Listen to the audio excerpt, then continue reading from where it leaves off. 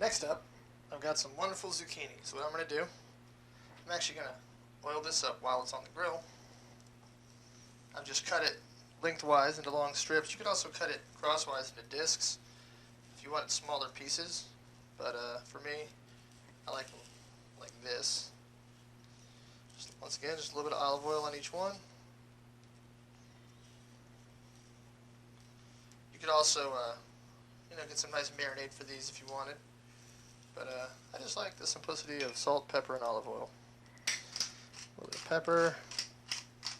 And grilled veggies are great for you just because, you're not cooking them in any fat. You're not adding anything to it. It's a really, really good, really clean way to cook. So we're just going to throw the lid down on top of this. Now, your zucchini is really going to depend on how thick you cut it or how thin you cut it. Really, though, the zucchini is going to take about the same amount of time to cook as the corn, so probably about 5 minutes and it should be done. So we'll be back in about 5 minutes to show you what the end result looks like.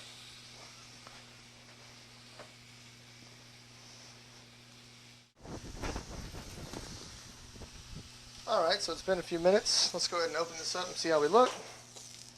Oh, we look so good. We got a piece stuck to the top. Look at that. That looks perfect.